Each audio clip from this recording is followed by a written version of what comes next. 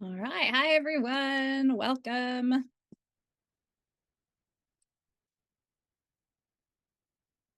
right. Getting everybody in here. I'll just take a minute and let people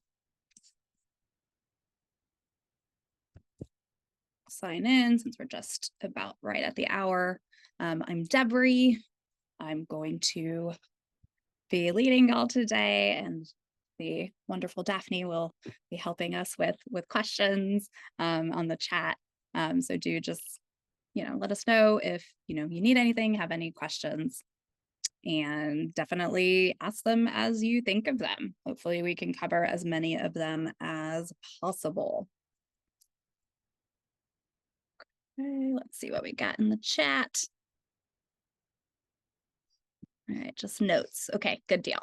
All right. So let's go ahead and let's jump in. Y'all are on time. Excellent.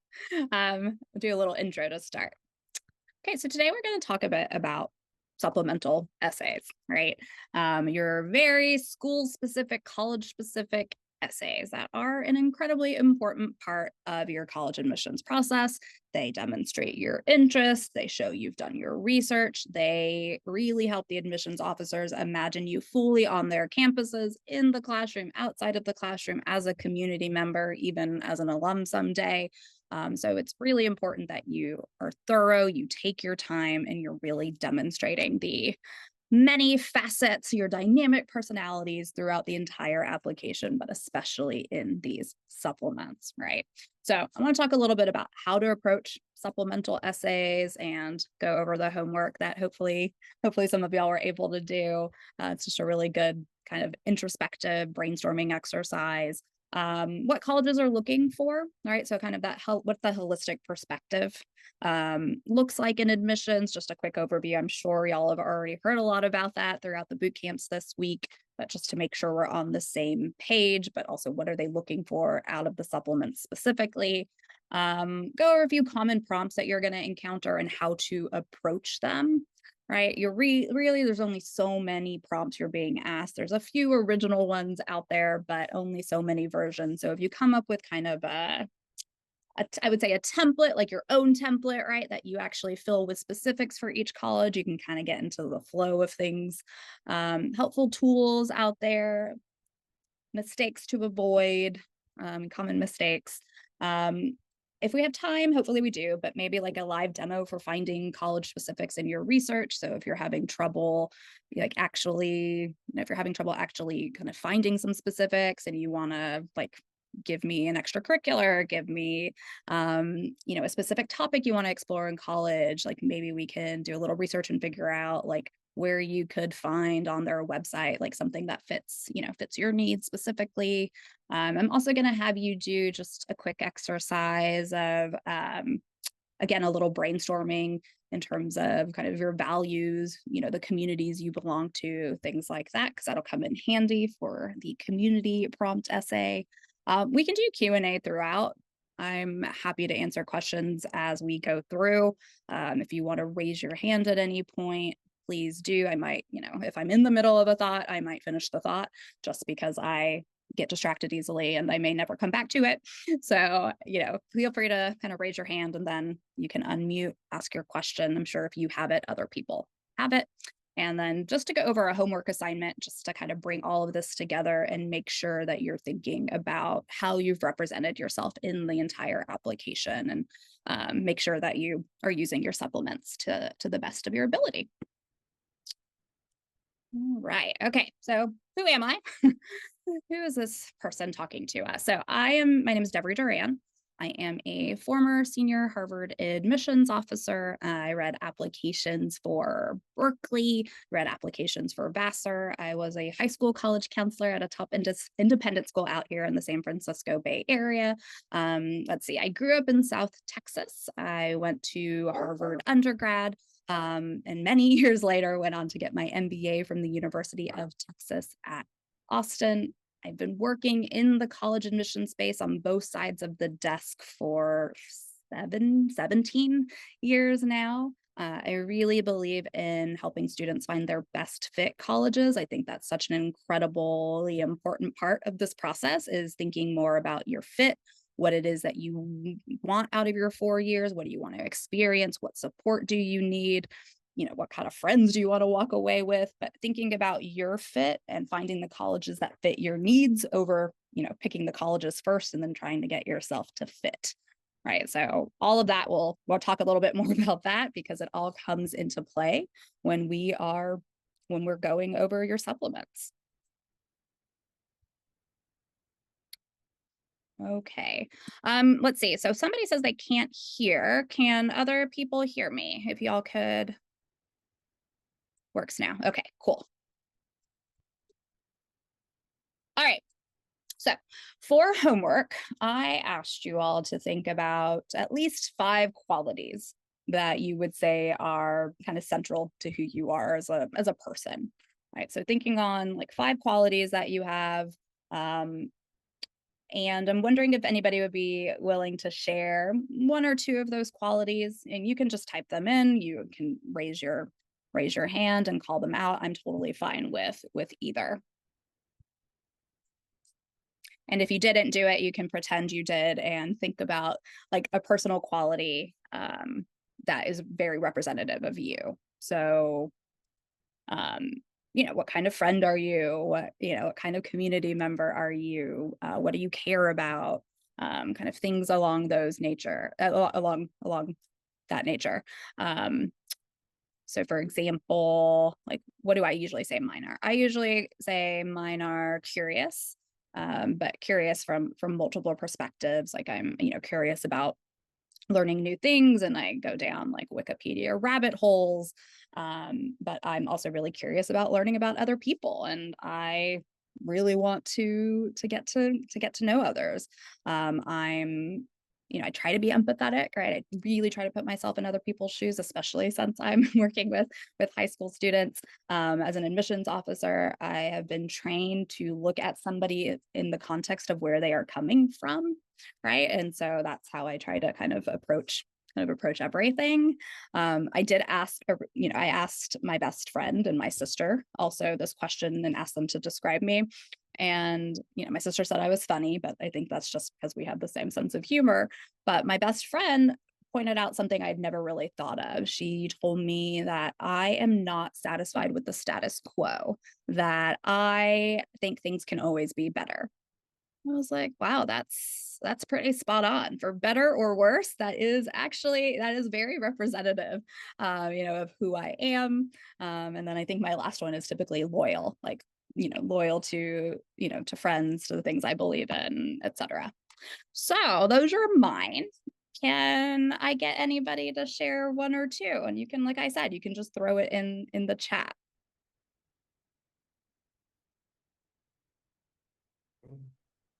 Okay. Yeah, hi. Persistent. Persistent. Excellent. Great. Love it. Persistent. What else?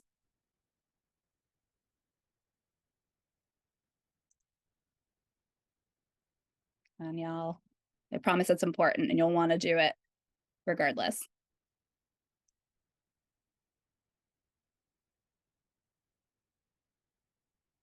Leadership. Persist. Sorry, say that again. Leadership. Okay. Okay. All right. Okay. Well, as they come to you all, please feel free to kind of throw them in the chat. Okay. So the qualities. Then I did ask, somebody already answered the next question, but what qualities and fit are you looking for in your college experience? And someone said a supportive environment from both mentors and peers. Right. That's really important, but that also looks really differently, for everyone. That could mean having certain affinity groups on campus, having certain mental health services on campus, having an LGBTQ center on campus, like having really great academic advising, right? It can mean so many things. It can mean so many things, right, for you. Another student just wrote that they're adaptable That's definitely a quality that is great to have in college, to be sure. Okay. So your qualities, I asked you to think about these qualities because you really want to make sure that in your whole application that you are representing your whole self, right? Because admissions officers are reading applications holistically, right? They're trying to get a sense of the whole person. So of course they're looking at academics, extracurriculars with a real emphasis on leadership and the impact you've had, but also your personal qualities. What kind of roommate are you going to be? What kind of lab partner, teammate, alum will you be someday? And so it's important that you demonstrate to them throughout your application and in your supplements, in your personal statement, who you are, right? And that you back it up with evidence, you back it up with anecdotes. And so when you think about what have we already learned about you in your application, like from your transcript, we'll learn about grades and what we might learn about, how hard you work and your academic capabilities and perhaps if you're intellectually curious, right? We're going to be able to glean some of those characteristics. And so you don't then want to repeat the same qualities in your personal statement, in your supplementals. You want to be able to show us another side of yourself. You want to really make sure that they get a full sense of you. So it's a good idea to think about, have I been able to tell my whole story? Have I shown these defining qualities somewhere in the application? Because if something's a defining quality and I didn't talk about it, if I didn't write about it somewhere, then it's a missed opportunity, right? I wasn't able to represent my whole self. And so they definitely missed out on getting to know a piece of me. Something else I suggested you all do was put together a supplemental document. So in case you haven't already done that for my seniors or for my non-seniors who might happen to be here, you want to make sure you can do this in a Google Doc. You want to make sure that you are aware of all the supplemental prompts that you have to write for each of these colleges. So what I would do is, start with the name of a college. If it's UMass Amherst, great. Write, copy and paste each prompt with the word count or character count, move on to the next college and do that for all the schools you're going to apply to. Doesn't hurt to write, put them in order of when they're due. But that way you can see exactly how many essays you have in front of you and really how many types of essays you have in front of you, right? Like I said, can you reuse some of the general ideas? Can you actually reuse some of them outright? But you want to really see what you have in front of you because the most, very selective institutions are going to have quite a few. And so you don't want to wait to the last minute to write these, and you want to make sure you didn't miss any either, because sometimes in the common application, you actually can't see all of the supplements unless you've already clicked a few things like what major, what your major is going to be, and maybe a few other, of the buttons. And so it's always a good idea to double check on the college's website, even do like just a kind of a quick Google search to make sure you're aware of all the questions in front of you. So if you haven't done that, please do that. All right, so fit matters for a lot of reasons, but fit matters, I think, fit matters specifically when we're talking about supplementals because that's what the college admissions officers are looking for. They're looking to make sure you fit their overall community, right? You're going to add value in and out of the classroom, right? So when they're looking at academic fit, of course, they're looking to make sure you can handle the workload. Can you do college level work? Are your grades indicative of that? Are your test scores within range for them? That's kind of those are the straightforward pieces.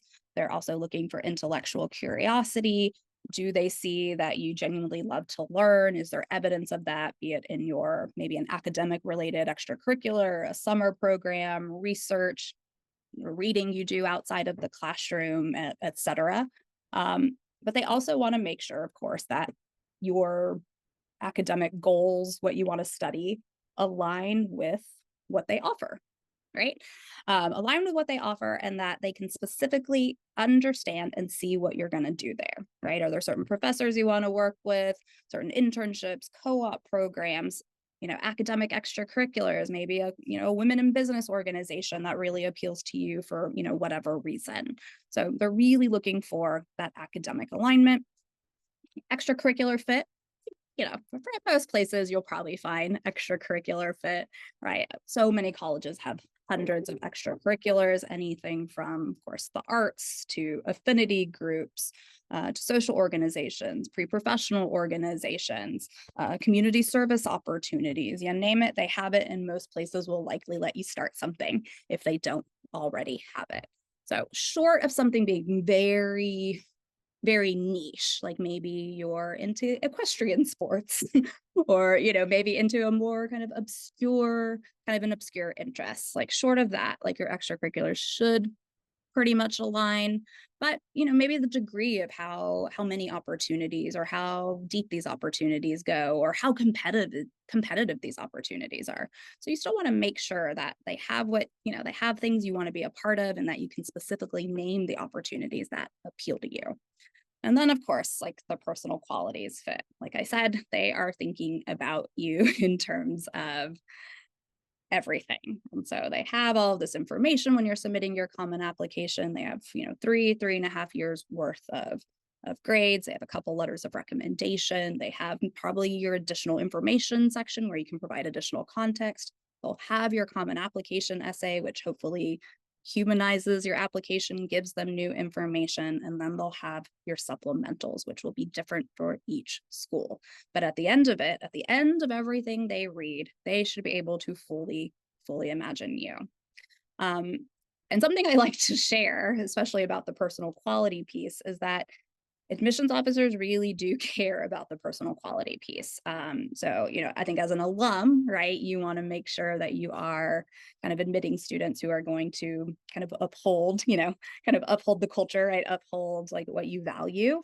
But as an admissions officer at Harvard, and many admissions officers in the past and in the future have served as residential advisors.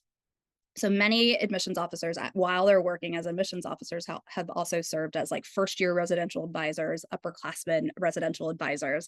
And so they're literally living in the dorms with with the students that they admitted. They're living with the decisions that they made.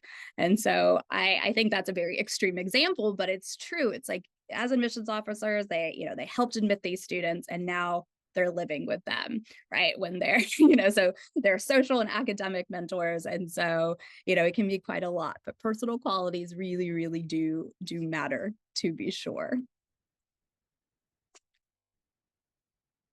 All right. So kind of the purpose of supplemental essays. I think something that's really, really important here when we're talking about kind of the fit is the alignment of values. So do you and I misspelled university. Do you and the university care about the same things?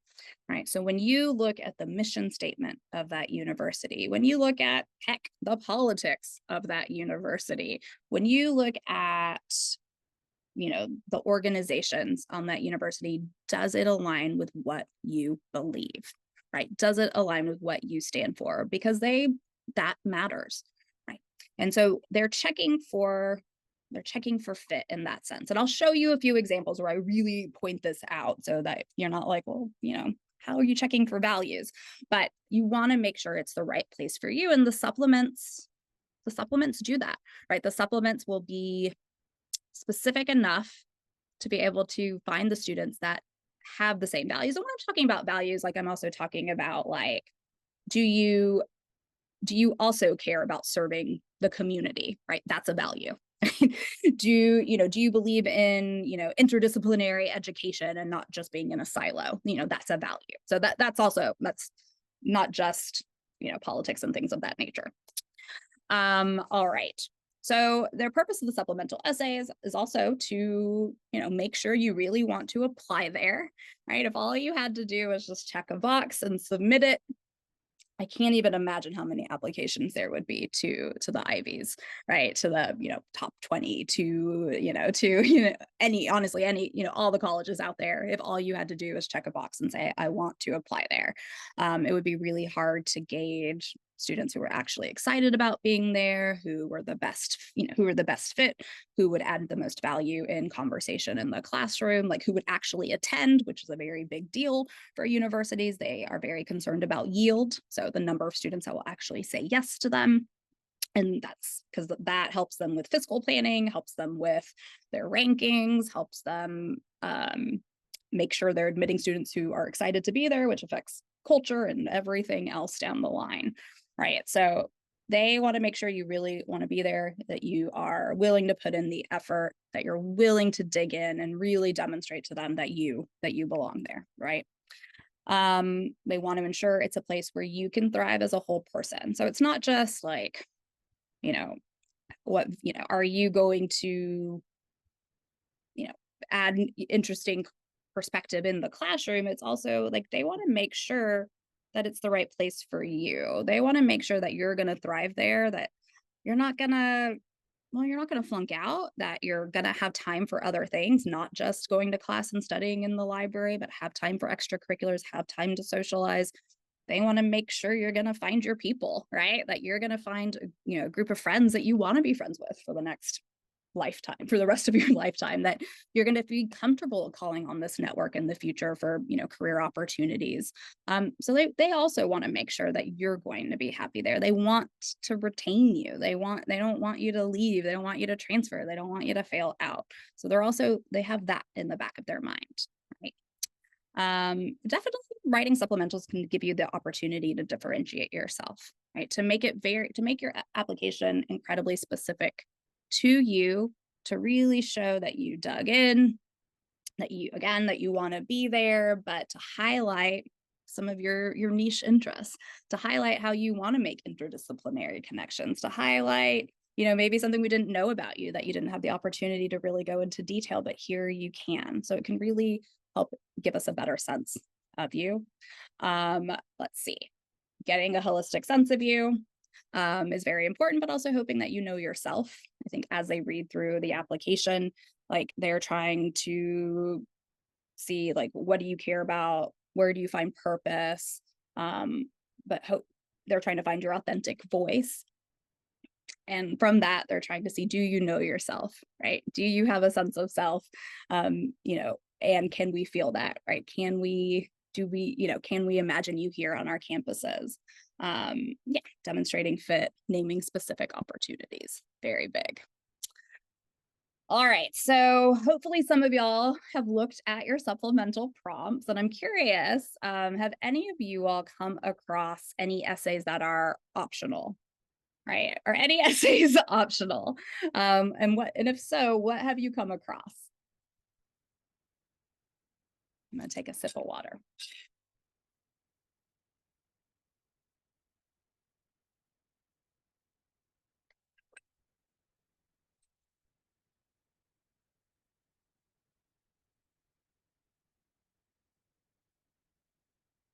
All right, so optional essays, sometimes they are truly optional, but it really depends on what's being asked. So basically kind of the additional information section is optional. And so, every college might call it something slightly different, but if a college says, hey, is there anything we should know that maybe prevented you from having the best academic experience? Like maybe you had a really long commute, or maybe you didn't have you didn't have a quiet space to study, or, you didn't have a great laptop, or, anything like that, right? And so they're giving you that space because in case you need it, right? So that additional information section is optional. But if you have additional context to provide, by all means, provide it. Admissions officers can only take into consideration what they know, right? So if you add a context, if you tell them more things, then they can think about that when they're looking at your whole background, when they're trying to get a sense of your story. But some essays that might say that they're optional, that I probably wouldn't say are optional, are definitely the ones where they ask you why you want to come here. Sometimes they say they're optional, right? They're like, oh, if you want to fill this out, right? Like, why do you want to study, or why did you choose to apply here? Those are not optional. Okay, if you are applying to an institution, you can write those, right? You can find the specifics that draw you there, the academics, the extracurriculars, the community, the sense of community. Like you can find things that appeal to you. And you should already have those things, hopefully, right? You should have done research before, you should have done research before you chose your colleges, or at least at this point, if you chose your colleges, hopefully you're like, okay, well, now I've dug into them. Now I can really see myself here in these ways. So don't miss an opportunity to demonstrate to that college that you want to be there, right? And my hope is that you're only applying to colleges where you can see yourself attending.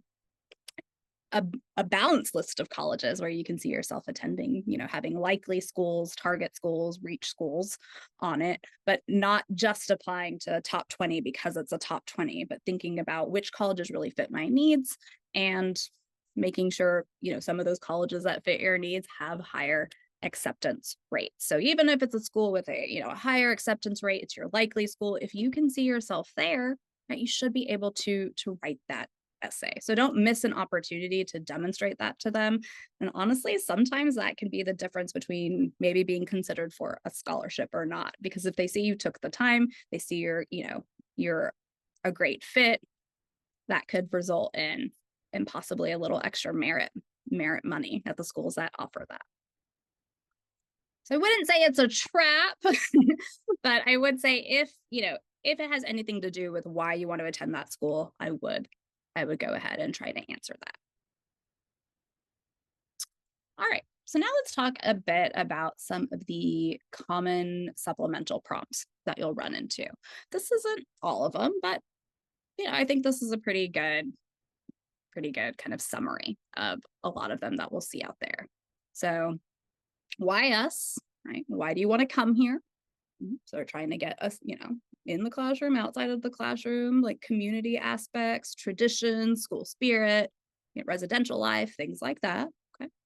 Why academics? So it's why us, but just the academic part, right? So getting deep into the opportunities you want to take advantage of, and even including extracurriculars that relate to the academic area. Your community and belonging essay. So, there's probably a couple that we're going to talk about, a couple here. So, the community that, how do you belong to a community, right? How will you engage with that type of community when you get to our college, and then versus community contribution and values, kind of a values alignment. So how have you contributed to your community? Not just why is it important to you, but how have you contributed to it? And then how might you continue to contribute to our communities once you get here? I'll show you some examples. And then ones that I would say are, I guess, just for fun or kind of maybe an other category almost, that are a little bit quirky, that really shouldn't be overthought. And we'll talk a bit about those. So I want to go through these. Okay. So why us, right? Why do you want to come here? So again, like you want to highlight all of the aspects. You don't just want to highlight the academic piece. And, if they're asking you both, though, if they were to be asking you why us and why academics, then you want to make sure you're not repeating yourself, right? Every essay is an opportunity to show something new, to write something new, to show something else to these admissions officers. So while your essays can complement each other, make sure you're never repeating the same anecdotes. You're never giving us the same examples, because that's a missed opportunity. But why us, right? So what are all the things that you want to be a part of? So you want to highlight both what you're going to take advantage of and how you will contribute. So it's not just what will you take, it's also what will you give, demonstrating that fit. This is why you applied. Therefore, highlight the things that that are going to make you a good fit for this institution. You'll see this in many forms, right? So Chapman University in the Los Angeles area asks in 200 words or fewer, out of thousands of universities and colleges, what excites you about attending Chapman University specifically? Very open-ended, right? Okay, Yale. What is it about Yale that has led you to apply? 125 words or fewer. Yale has several other questions they're asking. So you're not going to be able to fit everything in here, right? You're not going to be able to fit everything, but you can highlight, some of the things that are particularly important to you, and then make sure you cover, the other, values, the other opportunities you want to take advantage of in the other supplements. Okay. Another one from Duke. What is your sense of Duke as a university and a community? And why do you consider it a good match for you? If there's something in particular about our offerings that attracts you, feel free to share that as well. So I think Duke really kind of spells it out for you. And I do think this is a good way to approach any of the YS essays. So what is your sense of this place? Why do you think it's a good match? What specifically attracts you, right? How are you going to utilize that? So make sure they see that you've touched on kind of these different pillars of the academics, the extracurriculars, and hopefully, the vibe and the traditions and, the people that also attract you to that institution. If you visited, if you attended an information session, if, in your school, in person, online, right? This is also if you talk to alums, if you talk to students who, came from your high school about their experience, like this is also your opportunity to demonstrate that, right? Especially if you learned something really interesting, you had a good conversation, you can mention those things here as well. Okay, so, why us, right? Kind of all encompassing. Why academics? Like I said, very similar to the YS, just academic focused. So we're not going to talk about so much vibe, right? But you might talk about how it's a collaborative campus. Right? That kind of goes into values and what you might expect, like why you like kind of the student body, because it's collaborative, and that can definitely work with academics. But other than that, like it really is going to be about the academic opportunities, the professors, why you're choosing the specific major, if there is a pathway within the major that you want to explore. I think oftentimes you'll see a very broad major, right? It might just be biology. And you're like, oh, well, they don't have like, they don't really have this, molecular bio, like I want to study. And if you like take a second look, you go, oh, wait, they have a pathway. You can totally create that pathway. You can really focus your classes around that. So that's where you get to tell them that, like, here's why I want to study this. Here's how I want to focus on, this, this pathway on this niche topic. Like you can do, that's where you can do this. They want to know too, how have you explored, right? How have you explored this topic? So they're looking for evidence. They're looking for evidence that you are genuinely interested in the topic. I know that sometimes students think, hey, maybe I should apply to a major. Maybe I should apply to a major that is easier to get into. Right? Maybe I should apply to a major that's easier to get into, and that's going to help me get in. If you have a question like this, right, where they're trying to understand how you've been exploring this topic, how are you going to back that up, is what I often tell students. So you're like, oh, well, getting into computer science is really hard. So I'm going to tell them I want to study folklore and mythology, right? And you're like, okay, but all of your extracurriculars have basically been STEM. Your worst grades have been in writing and English. You show no interest in this, and you can't really dig too deep. Or you're not really digging that deep when it comes to why you want to study this and why it makes sense for you. So you need to pick what makes the most sense. And really demonstrate that you've been exploring it, whether it's through classes, summer activities, reading you're doing on your own, watching YouTube videos, just you've got to demonstrate that this is the right academic related extracurriculars, that this is the right fit for you. All right, so somebody brought up a really good point. This sounds very difficult for students who maybe are undecided. You're absolutely correct. This would be really difficult for students who are undecided. So for the most part, I think many students are leaning in a certain direction, right? Many students, I think, kind of maybe have a general sense. You're like, I know it's going to be STEM. I don't know what yet. Then tell us what you think it's going to be, but tell us how you're going to use our flexible curriculum to explore, right? So I'm really interested in, taking my first year and a half before I decide my major to explore, this introductory course to try this activity that's going to give me hands-on experience, to also, do I know I don't want to major in this, but it's like a hobby of mine. And so I know I want to take that class. Like, it's okay if you don't know exactly what you want to study. Um, some of the colleges will actually give you the space, like USC, NYU, I believe, definitely USC. They'll say, if you're undecided, then tell us how you're going to explore, right? So they still want to know that you have a game plan, basically. All right. So, I've always been the type of person that, likes to make interdisciplinary connections. And, I really love writing, based off of the fact that I'm on the newspaper. I also really love STEM, as you can see that I'm on the robotics team. And so I want to make sure that I can take this course. I maybe will hope to do some, some research with this professor. I think this pathway might be really interesting and I want to explore it, but but this works great for me because I, don't have to choose right away. So you just need to help them see that you've got a plan in place because they want to make sure that you're going to hit the ground running, right? That you're aware of what is available and that you've got some plan.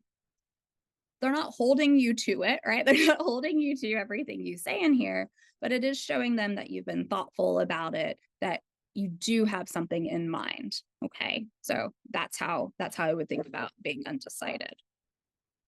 Okay. All right. So why academics? You'll see it in many forms. At University of Texas at Austin, which by the way has an early action deadline of October 15th. So if you're applying early, note it is October 15th, as is UNC Chapel Hill and the University of Georgia. Early deadlines. All right, so UT Austin. Why are you interested in the major you indicated as your first choice major? That's it. But my recommendation is, here's how I've explored it. Here's why I want to continue to explore it at your school. And if, and help them see if there's a goal. Like, I'm, really want to dig deeper into this topic. I could someday see myself being, in X career. And how is their school going to help you get there? What are you going to experience at their institution that's going to help you do a deep dive into this major?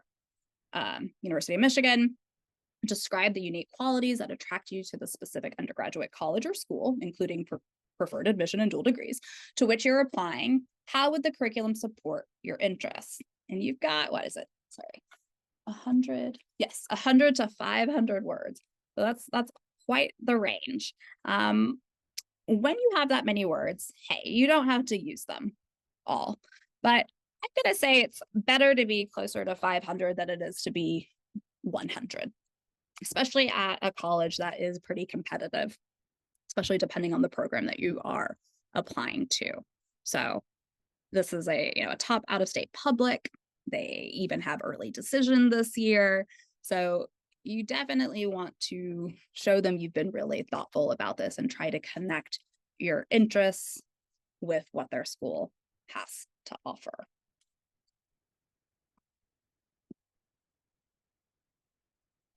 Okay. All right. Let's see. Somebody asked, where can I add non-academic awards on the common application? And Esme, it was helpful there. You have an honor section on the common app, right? So you have in the academic area, you will be asked you can list up to 5 academic honors. And so that is where you can put those academic awards. When it comes to your non-academic awards, those I would try to incorporate into the activity section themselves, like into the activity section, like into the activity that you're writing about. So hopefully if you have awards in it, it's something that you've been doing pretty consistently, right? So if it's an athletic award, if it's an art award, right, a music award, that's something that you can highlight in the actual, 150 characters. And you can use the additional information section to a degree You just want to make sure that it's easy to read and you're not writing like an essay in that section. Okay, all right.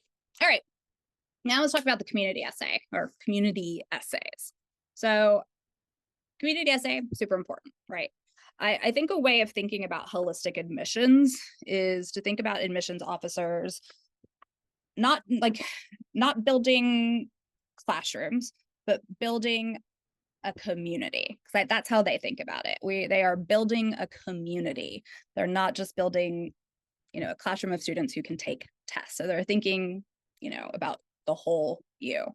And so community is super important to them. And just like they're looking for academic evidence, right? Oh, of what you want to study and why. Here's how I've been exploring it. It's why what I want to do with it. They're going to do the same thing with some of your extracurriculars, or with how you spend your time. And so they want to know what's important to you. Like, how have you been part of a community? Like, when what does community mean? Like, do you contribute to it? How so? Right? How might that translate to our campus? Right? When you get involved with something, do you make it better? Do you support others? Do you just take from it? Like, they're trying to get a sense of what value you will add to their overall community. So let's see. So like Fordham, for example, a Jesuit university. So there's kind of a value alignment thing. You'll see a lot of colleges that are associated with that are Jesuit, so associated with the Catholic Church. And they are colleges that value community service in some respect, because they were founded by the Jesuit Brotherhood. And so that is a big tenet for them, is like, we want to build a student body of people who care about others and are committed to service. And so you'll definitely see that as a theme for a lot of those Jesuit universities. So like Boston College, Gonzaga, Holy Cross, Georgetown, Santa Clara, Fordham, and some others. Okay, so Fordham, as a Jesuit university, they recognize the dignity, uniqueness, and potential of each person. The Fordham education is student-centered and rooted in close collaboration among students, faculty, and staff. Describe how you would contribute to our campus community as an actively engaged learner and leader. Specifically draw on your personal story, identity, experience, strengths, and perspectives. So describe how you would contribute to our campus community. Sometimes they ask you for one specific example, right? Maybe one extracurricular, but here they're saying it's kind of the world's your oyster. You can tell us about you can kind of tell us about your family background. You can tell us about some of your experiences, about some unique perspectives you might hold. And then we want to relate it to our campus specifically. So does this translate to certain activities? Does this translate to certain initiatives we have on campus? Does this translate to, being a certain kind of roommate, right? So they need to see how this will translate to their institution. All right. Okay, and then this next one for BU, for Boston University, what about being a student at BU most excites you? How do you hope to contribute to our campus community? So this really is meant to be kind of the more of a overall experience versus an academic essay. So how do you hope to contribute to our campus community? How are you going to get involved? That's what they're asking. So, and it's great too. You can definitely talk about things that you haven't done before and you're excited to try some new things, but do make sure that you relate it back to some things you've done, right? They need to see the evidence. Like, not everything can be just future focused. They need to see, like, in the future, I will be this, I will do these things. If they haven't had evidence of it, then how are they supposed to trust that that's what you will do in the future? So definitely can connect to things you haven't done, but do also make sure you are relating it to evidence of things you have accomplished.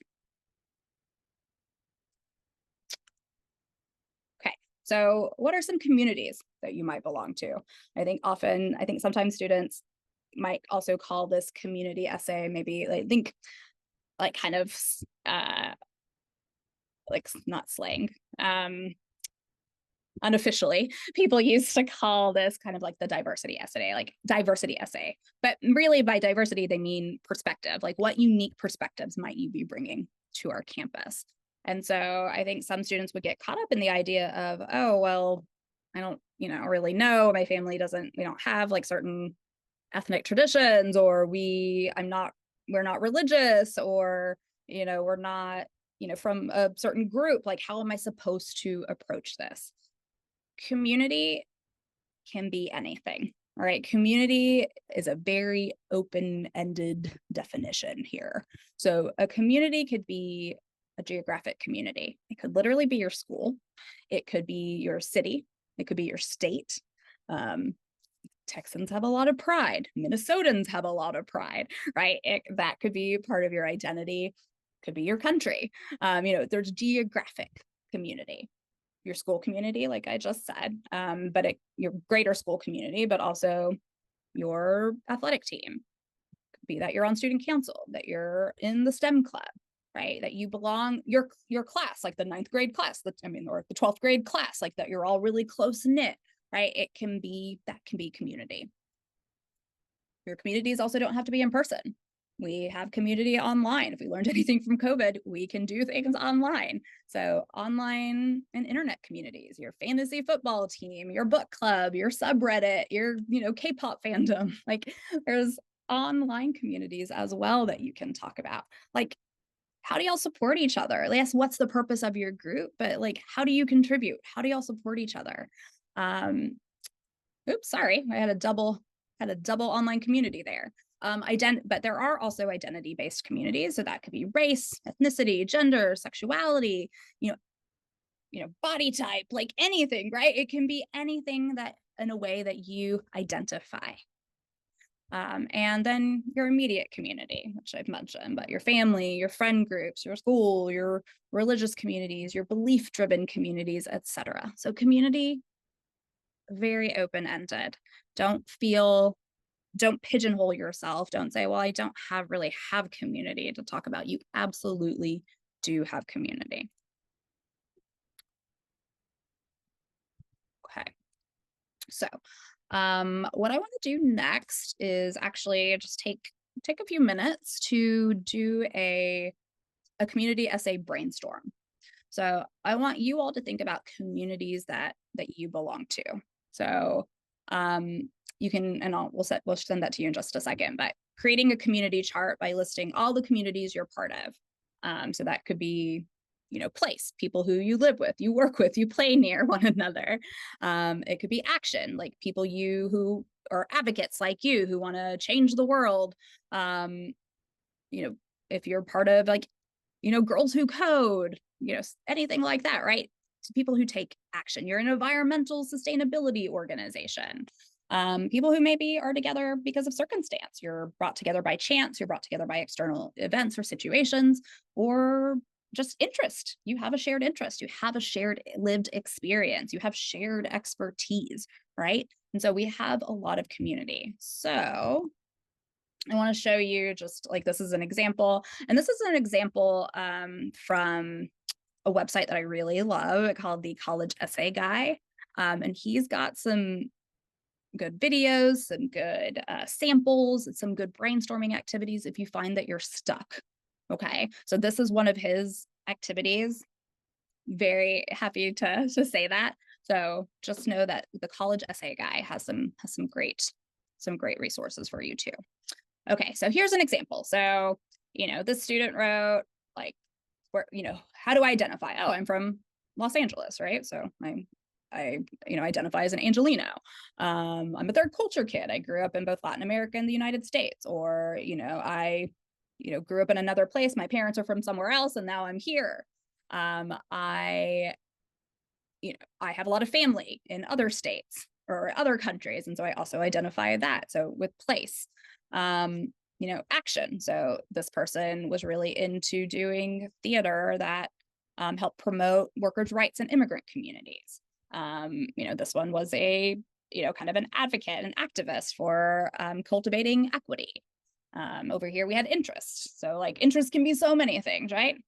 Video games. You love the same books, the same type of movies, the same sports. You're, a theater geek in the best way. You love to listen to jazz. You love to travel. You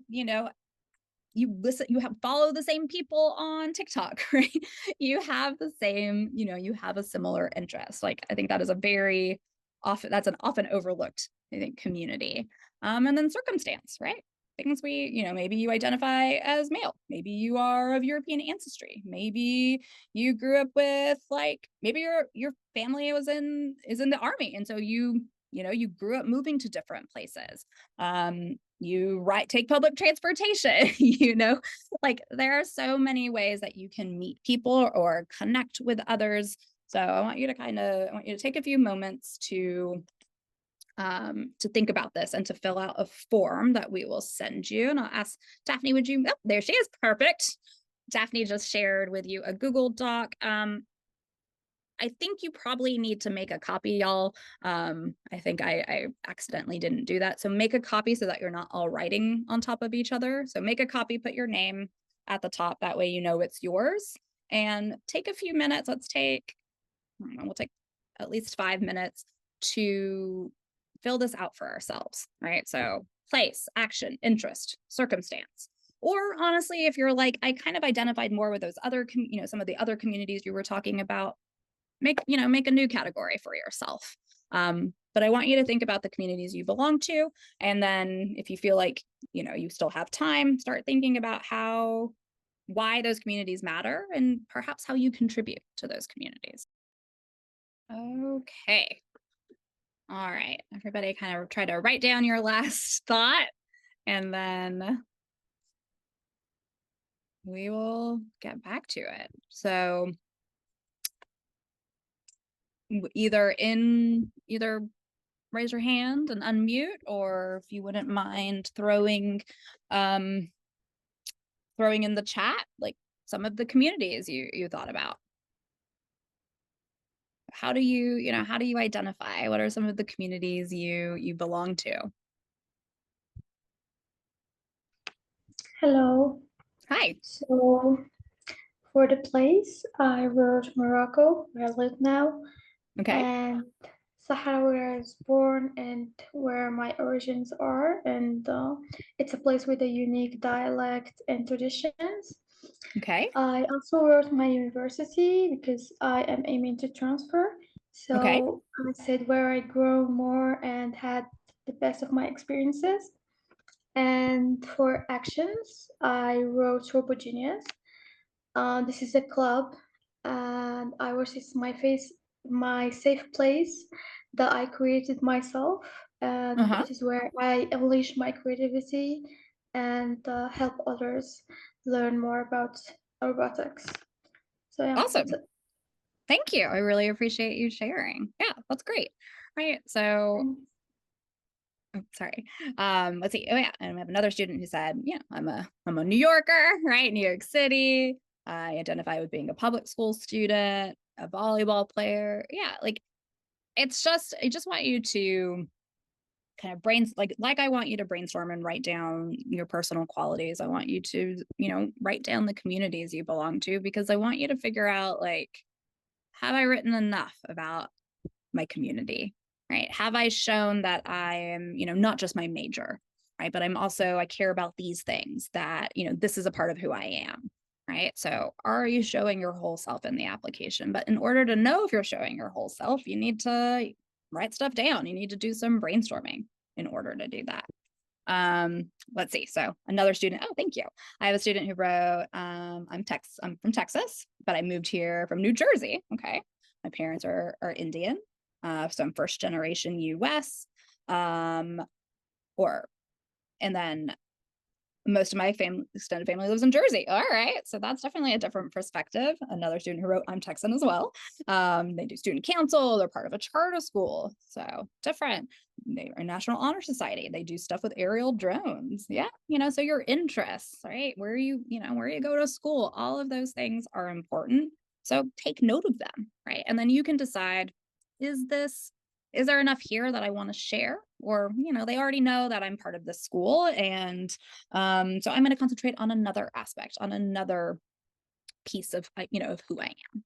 All right. Thank you all for sharing. I very much appreciate that. All right. We're not going to do breakout rooms because that's just kind of what we were doing right now. Okay. All right. Next. All right. So community and values alignment. All right. So let's talk about value alignment. So colleges really want to make sure that you all care, kind of have the same values, you kind of care about the same things. And so one that always comes to mind for me is this Princeton one over here at the bottom right. So Princeton has a long-standing commitment to understanding our responsibility to society through service and civic engagement. How does your own story intersect with these ideals?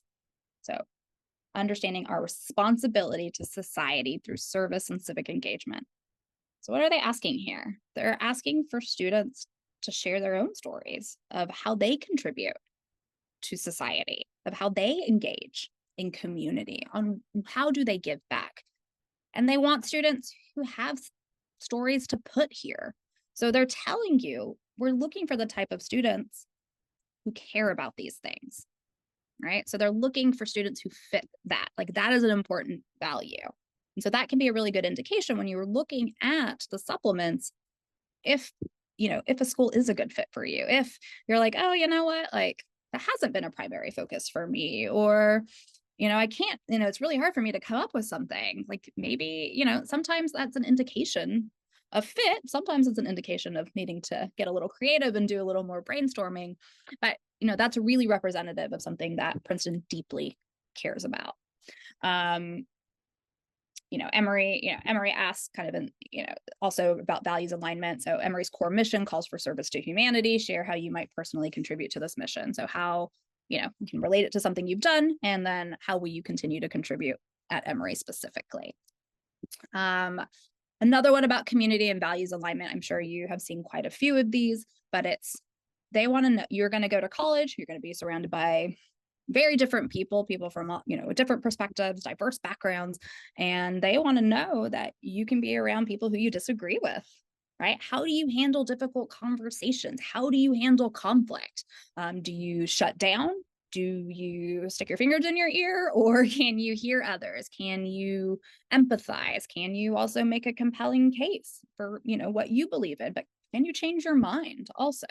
Harvard, one of their questions is describe a time when you strongly disagreed with someone about an idea or issue. How did you communicate or engage with this person? What did you learn from this experience? So how did you take what you learned from that and apply it to other things moving forward? Claremont McKenna asks, describe a time when engaging with someone about a specific topic resulted in you changing your attitude, belief, or behavior, or you changed the belief or behavior of someone else. What was that change that occurred for you, and what facilitated that change? What did you learn from that experience, and how has it informed how you engage with others? So I think just like that Duke essay I showed you earlier, where the why us essay felt like they were, really guiding you a bit more, this Claremont McKenna essay really feels like they're guiding you a bit more. So you could kind of take this as a template if you are trying to answer this question for other schools as well. And they generally want to know what you care about, right?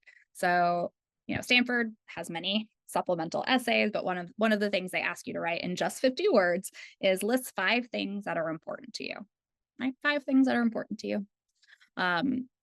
So that is one of the places where you can demonstrate something you care about. They also ask you, to talk about the biggest problem facing society today, and they ask you to do several other things, right? So they're trying to not just learn one thing about you, but to learn about different aspects of who you are. So 5 things that are important to you.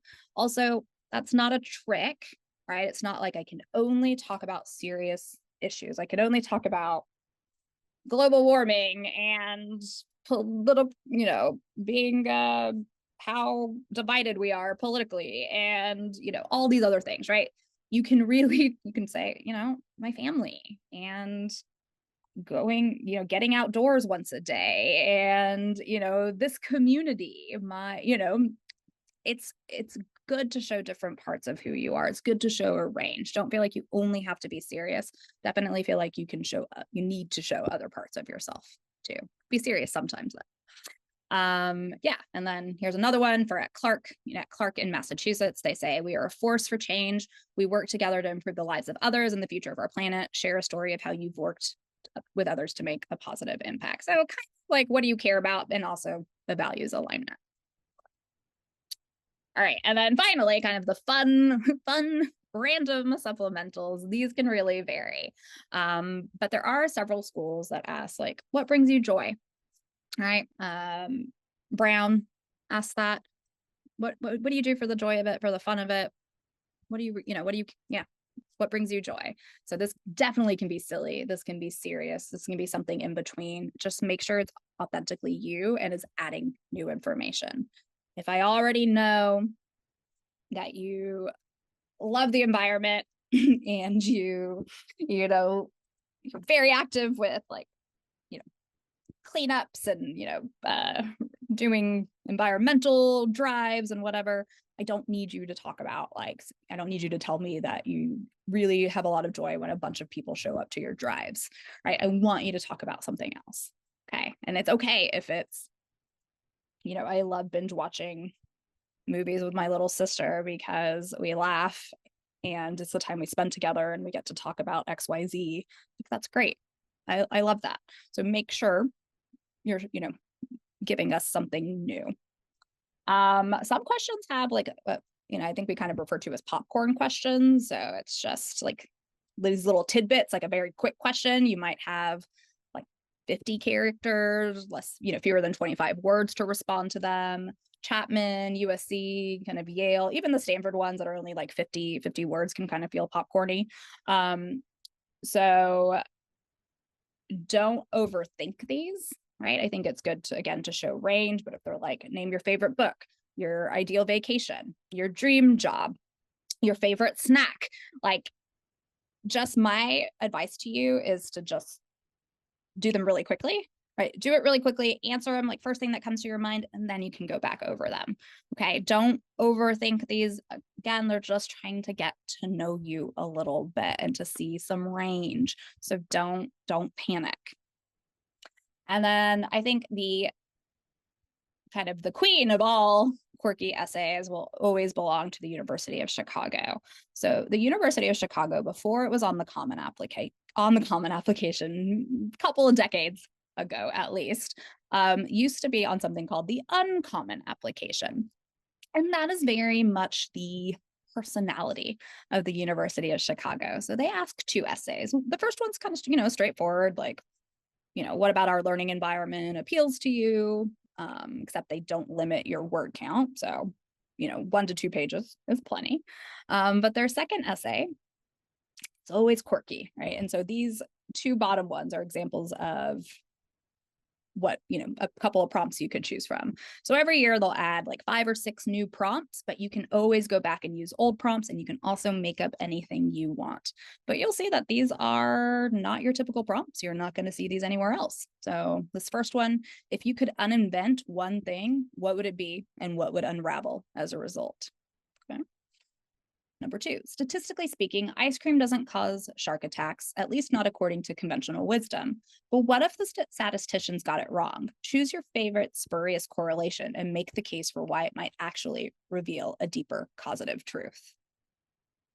These are out there, right? And so if you read these, and you go, this is fun, right? I'm so glad I don't have to write another community essay. I really get to kind of think outside the box and get to approach this in a different way. And I already have like so many ideas. I don't even know which one to choose because I already have so many ideas.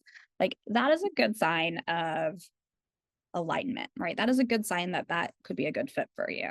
I definitely think if you read these and you go, this is such a pain, why can't I just reuse something? I do think, especially for University of Chicago, that that is an indication that this is probably not the right place for you. Okay. So these essays are really important in determining fit. Like you should feel like you have things that you can write here. Okay. So just wanted to give you kind of a few examples. Somebody asked earlier, if I've written about community in my main common application, should I actually change that essay so that I can write about community here? Absolutely not. You are good with writing about community. You belong to multiple communities. So focus on another community that you want to talk about, or other, like you don't have, just don't talk about the same community with the same examples, right? Try to show another side of you, something else that's important to you. Okay. All right. So I want to share some helpful tools. So the college essay guy, I sent you all, a link in the chat, but easy to Google. I like College Essay Guy. I also like College Essay Advisors for supplemental essays. So they do a pretty good job of updating the supplements every year, putting out the prompts, the word count, and then giving you kind of a quick explanation of what they would include. College Essay Guy also will provide you with some examples of how to approach these essays. So, your style, the way you write, does not need to mirror anybody else's. I will say, though, that typically the supplemental essays, because they vary in length, because they can be so much shorter, you don't have as much space to really wax poetic, to like really paint a picture. So you do want to be much more direct with your supplemental essays. So it's totally fine to be very direct, to get to the point. Don't feel like you're missing something if you're doing that. Let's see what else. Each college website will be very helpful. Double check to make sure that you know exactly what these colleges are asking, when things are due, if they have early action, early decision, both, that you're not violating any rules when you apply to one or another. Those can be very helpful for financial aid, for finding student blogs, for a number of things, right? YouTube admissions channels, also surprisingly helpful. Colleges have really good YouTube channels these days. So if you look at either their admissions channel, sometimes it's just the name of their college, you can find anything from a 2-minute tour of various dorms to, like students getting ready for homecoming or the big game, or like some big tradition on campus, like housing day at Harvard.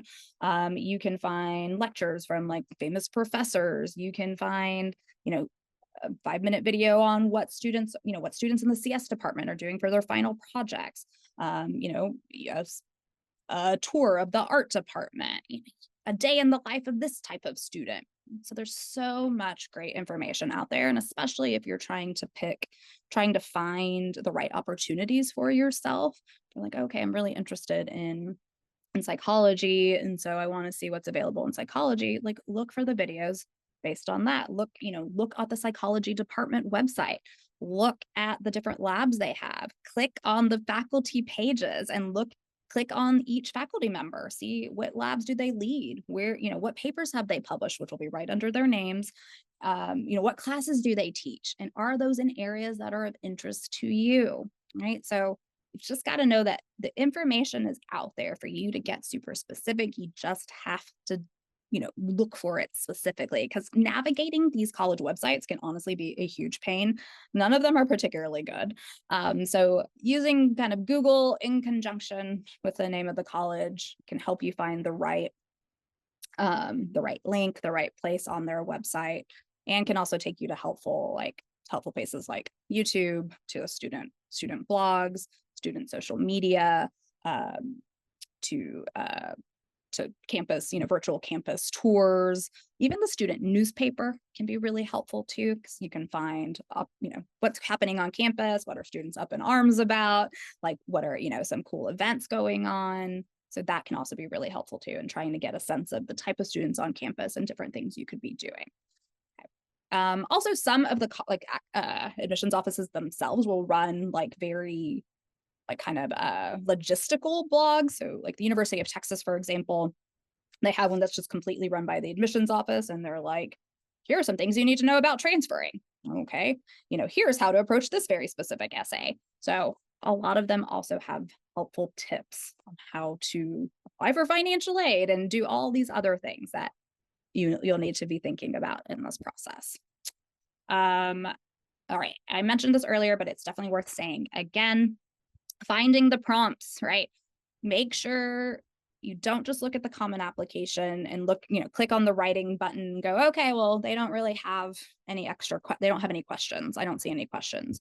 You have to fill out the first bit. You have to add the college to your queue, add the college to your list, and then you have to fill out the first few questions. So when are you trying to enter? Fall 2026. How are you applying? Early action, early decision. What's your, what department or major are you going for? Engineering. By clicking engineering at some schools, that's going to pop up a different question than you would get if you were studying humanities. So they're not always going to pop up immediately, because you have to fill out a little bit. So that's why I'm saying do double check on, college essay advisors, double check on their website, Make sure you're not missing any.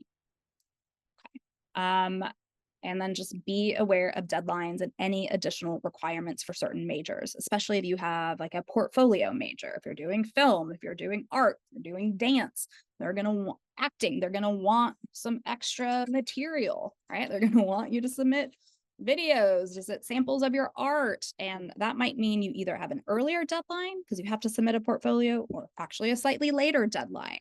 So make sure you know what they're asking, where you have to submit that portfolio, and what those deadlines are. Okay. All right. Just a few reminders. The more selective colleges you apply to, the more supplementals you will have to write. Almost all selective colleges will have at least 2, if not more, if not many more supplemental essays. They're going to vary in length, but they all take time. Okay, so please make sure you put together a supplemental document so you know what you have in front of you. And and also that way you can get organized and you can work backwards. So if you know you have 5 applications due November 1, 1 due October 15th, you're like, okay, well, I know I don't want to apply on the last day. I want to have a few days to, at least have my counselor, to have a teacher, a friend look over my essay. And then I want to be able to have enough time to make edits. So I'm going to say, okay, by October 9th, drop dead day when I want to be finished. And I want, a friend to look at it. And that way I submit by October 13th and I'm not waiting till October 15th. Okay, so that's what I'm going to prioritize. And then I have 2 more weeks and I've got to get the rest of these done. And so, I've got this many to go. So it'll help you get organized. You'll be able to work backwards and, come up with a strategy for how much you need to do, right? Because you don't want to wait to the last minute. When you wait to the last minute, the quality suffers. That's when you start getting really generic. That's when you start getting really vague, trying to copy and paste. And it just doesn't work, right? Because these are so important that they see that you really made them specific to them, that you took the time, that a stellar application with bland supplementals just isn't going to do it for most places. Okay, so you have to be really thoughtful about these. Ooh, someone mentioned they do have podcasts too. Yeah, a lot of colleges have podcasts. Okay. All right. So let's see. All right. And then just a few mistakes. All right. My overall takeaway, I've said this and I'll say it several more times. You want to make it impossible for the reader not to know how you would get involved on their campuses in and out of the classroom. They should have no questions about what you want to what you want to study, or how you're going to take advantage of academic opportunities if you're undecided, what you're going to do outside of the classroom, and even like tidbits of information about some of your favorite things, how help them imagine you as somebody's roommate, right? They need to see the whole you when they read the whole application. Maybe it doesn't all come out in the supplements, but they should have a sense of the whole you with the whole application. Of course, the obvious stuff, like make sure you don't wait till the last minute. Like I said, make sure it's easy to read and grammatically sound. Easy to read. If it's all, in your personal statement, especially, make sure there are spaces in between paragraphs. Make sure there are paragraphs. Admissions officers do not have time to reread essays.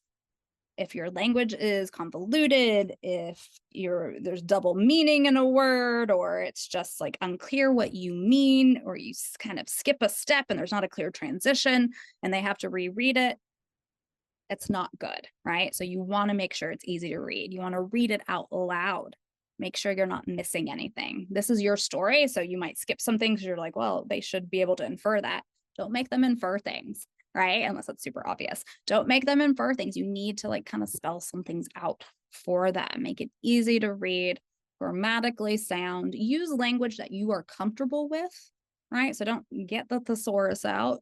If you don't use those words in your speech, don't use them here in your writing. Make sure it is your authentic voice.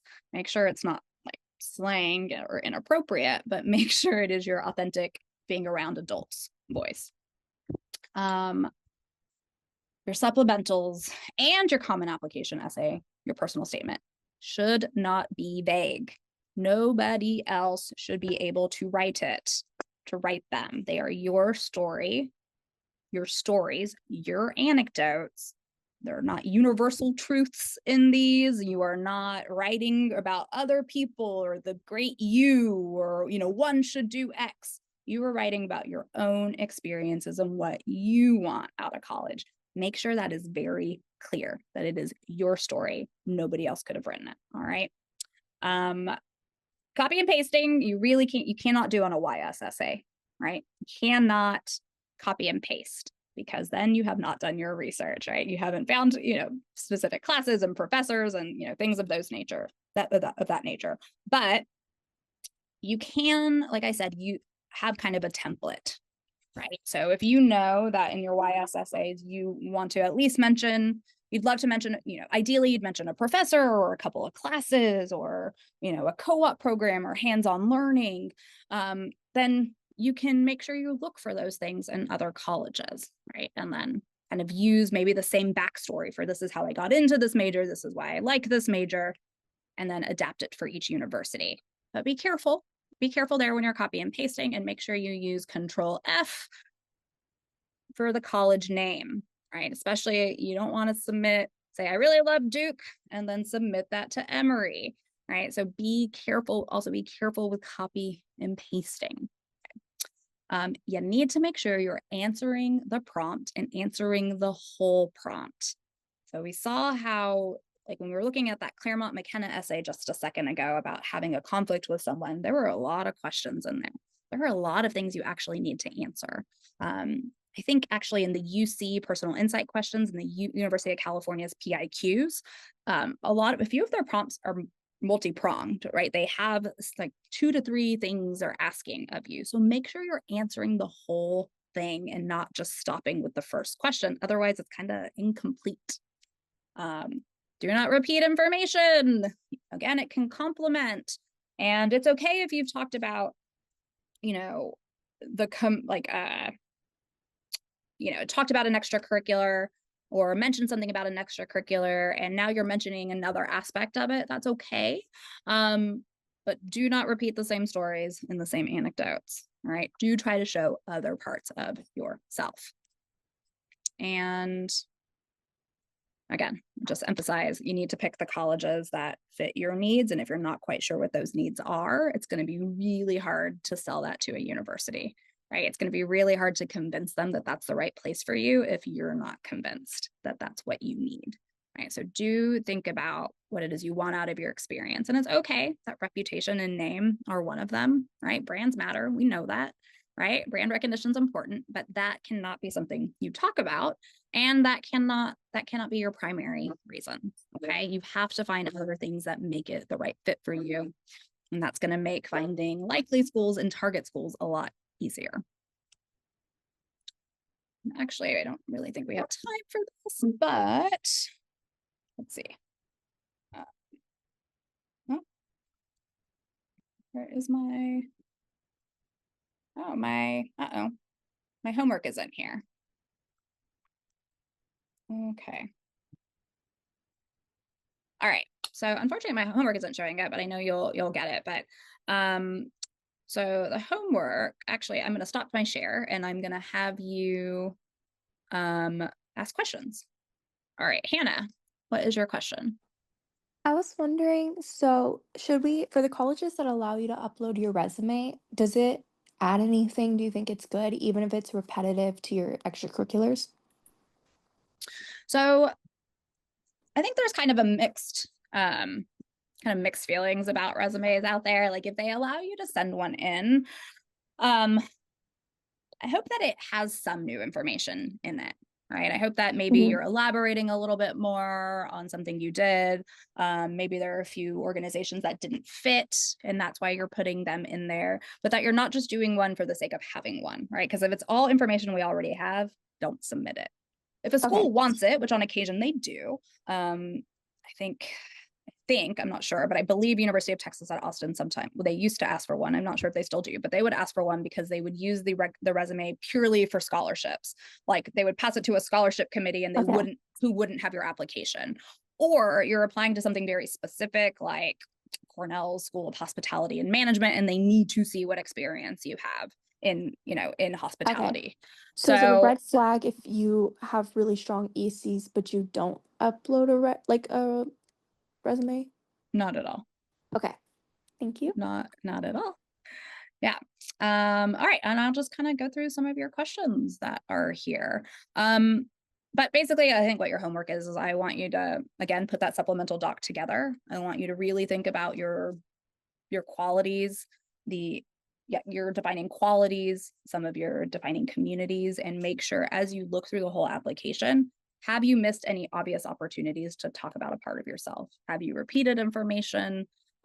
So you want to look at it holistically because that's how the admissions officers are going to look at it. So that's your homework. Okay, so let's see what I've got here. Okay, so someone asked, I have a question for, international students or students who have to take English proficiency exams. Is meeting the minimum English test requirements enough, or does having a higher score give you more advantage? I would say that having a higher score is better, right?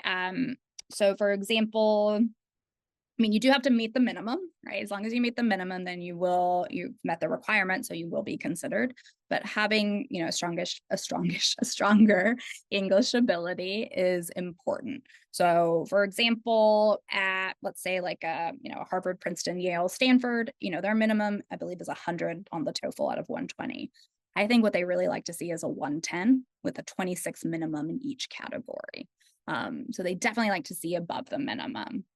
In that sense, not every college is the same. Some are going to be fine with a minimum, but they're also looking at other things. So maybe your TOEFL wasn't great, but you maybe do a Duolingo online, or your SAT and your writing style kind of show us that that's not the case, right? So don't get too caught up in it, but you want to make sure that if it is slightly lower or going to be on the lower end of what they're going to see, that you're hopefully making up for it elsewhere in the application.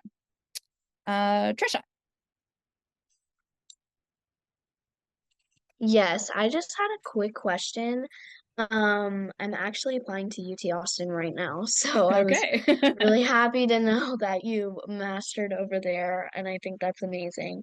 But I had a question. So for like UT, it's a very diverse community. It's, Mhm. in the city. I can really see myself, being there and thriving there and doing all of the things. But one question I did have is, in your opinion, as an admissions officer, do you think like personal qualities it like weighs more, like because I view things as like a scale, right, which is like hard in college apps because everything Mhm. is pretty much equal, but I did hear you say how personal qualities are very important, and I have many of those, and I think that with those I will thrive at UT, but I was wondering, our SAT score, like on like for like academics and personal like qualities, like which one do you think weighs more in a given situation? Well, I think it depends on the situation, which is a Right? very Okay, admissions okay. officer thing to say. Like, But I'll okay, say with UT, right? I would say especially with public schools, right? So public schools can right. have minimums, right? And that they're looking for. And if we're looking at a place like UT, which is dramatically Texan in the percentage of students they have to admit from Texas, Yeah, they have the top 6% rule. So yeah, all students in yeah, Texas who are in the top 6% of their class get automatic admission to the University of Texas at Austin. yeah. So that Okay, takes out a big chunk, right? And UT also requires testing. Once again, they require the SAT or ACT, and they only take the best single yeah. sitting, right? So they don't let you super score. So what they're Mm-hmm. telling me is that if you're out of state, well, if you're in state top 6%, great, good for you. But if you are either in state and not in the top 6%, it's going to be still kind of a tough climb. And if you're from out of state, Right. then they do have high expectations, right? They have high Okay. academic expectations because you are competing against all these other Right. Texans that want to get in. Right. And remember, Yeah. they have to first serve their state constituents because Yeah. they're the people that have paid Hmm. for it. That's how the Yeah, and one UCs of the are too, you things, know? Yeah. yeah. And one of the things that's worried me is that you said like kids just like they just select random schools and then like take away people's chances that like really want to go. Oh no, but I'm saying, Like oh, like like you you know mean like how you random said majors? like for I don't know, maybe I made this up. But like Was you it the said how like kids who just like they can just take away other people's spots because they just like the Common App makes it so you can just select schools. Oh no, I was saying So, no, I was saying right, whatever. I don't know. oh no, I'm saying I've been saying Right? Okay. I said the opposite though. I said that's why we have supplements so that you can't just apply to Okay. all the Yes. Okay. colleges. That's Okay. why we have Okay. supplements. And then I I'm think so the other sorry. thing, Okay. no, Okay. I want to hopefully, I'm sorry, and hopefully other people, if other people heard No, that, I you're want them to fine. know You're that no, but that's why they ask, right? That's why Yeah. Yeah. there are definitely schools out there that don't have supplements. Northeastern, Case Right. Western, or a couple, so it is Yeah. easier to Yep. apply, but Mm-hmm. then it also makes the admissions rate a lot lower, Yeah. because I know what you're talking about. they have so Yeah. many Yeah. people. But Mm-hmm. no, that's why they have supplements, because they want to make Yeah. sure it's the Right? right fit. Okay. They want Okay. to see that you're genuine. They want to see how you're going to connect to the university. So in the case of Yeah. like a very competitive public, Michigan, Virginia, UT, Mm-hmm. no, Things like the that. Yeah. UCs, right? It's academics are going to be very important as somebody who's from Mm-hmm. in state or out of state, but especially out of state.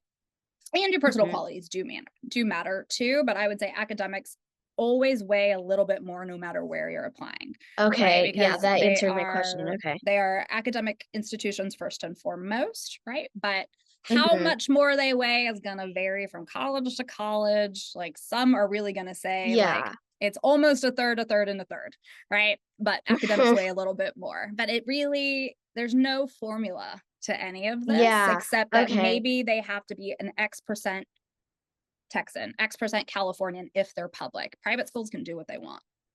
Yeah. Okay. Okay. Thank you so much. You're Thank welcome. you. Of course. All right. Let me see if anybody else asked anything. I don't see anything else in here. We are right about time, but I'm happy to answer a couple more questions if you all have any others. Give you a second to think on that before we wrap. I hope this was helpful. Go check out, I know you're probably like, well, we didn't see any examples. Go check out the college essay guy, right? He'll have more brainstorming activities for you. He'll have some examples. Look at the college essay advisors. They will have, at least kind of a quick suggestion on how to approach it. Set up an appointment with me, set up an appointment with my colleagues on Leland. If there are specific ones you want to go over, if you're stuck, you need help brainstorming, but do those brainstorming things. Think about your qualities, think about the communities you belong to, and I promise it's going to make it so much easier if you kind of have a roadmap in front of you. Have I shown these parts of myself? Do they get a full sense of me? I haven't yet shown them like my sense of humor, which is super unique. And I really think they should see it, even if it's just like in a couple of like parentheses in one of my summaries. In one of my supplements where it's kind of an aside, but they're going to get a sense of my humor. Like that's fine. Just think about what is important to you. Think about the parts of yourself that you want to show. Okay. And then let's see. Let's see. I don't have an email. Hold on. Let me give you someone asked for an email contact. Let me just give you my link to Leland. So 1 second.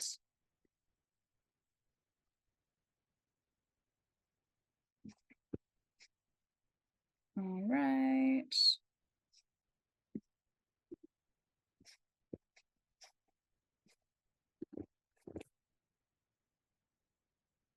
Okay, here is my Leland link, so you can message me on there. Yes. I'm sorry. Is it Sukaina? I'm sorry. Hope I'm not butchering it. Okay, I have a question. I don't know if you can really answer it. Okay. I'm considering to transfer, so I want to ask if like colleges give some full scholarships to transfer students, or like these funding packages are only for freshmen. So it's going to be much rarer to find full financial aid packages for transfer students. They do, some colleges will still have need-based financial aid.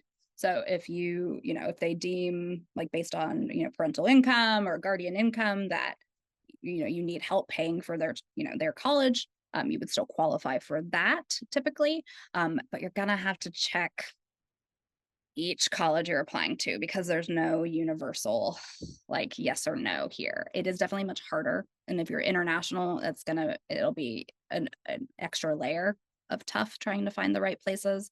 But there will be some that are out there. But it's definitely going to be rarer to find. All right. So for the admission process, like, admission officers view the transfer applications the same way as the applications for first year, or it's not the same. I guess So you for actually use the transfer common academics, application. yes. Yeah. So you actually use the common application, but it's the transfer application. And academics are very important, just like they are as an undergrad. Yeah. But when you're transferring, they need to see that you have taken advantage of the opportunities that your university has. So you have good grades, you've hopefully been active either with extracurriculars, or you've kind of found your own hobbies and things that you're doing. Hopefully you have a good letter of recommendation from one of your professors. And what's different from undergrad is that you have to have a very clear reason for transferring, or reasons. So you really, really, you can't be undecided about what you want to study. You have to say, they need to know you're going to hit the ground running when you get there, because you typically, if you're transferring after the first year, especially if you're transferring after the second year, you don't have time to explore, really, right? You've got to start taking the classes that are going to be in your major. You've got to have a plan for, the research, for the professor you want to work with, for the opportunities that you want to take advantage of, because you don't have that first year to, kind of explore, or even that second year in some cases. So you have to have very clear reasoning. They need to see that this is a place you have to be, and you've got to make a very clear and compelling case on why that is. So I know I mentioned, in the supplements, they want to see who you're going to work with, but here they have to see it. You cannot be undecided. They have to know that this is the exact right fit for you. Okay, thank you so much. You're very welcome. All right, everyone. Thank you so much for joining and for your questions. I know I know we're in the thick of it, but please feel free to reach out. Send me a message if you have any questions, or if you'd like to have a chat. Yes, and thank you, and have a lovely evening. Bye.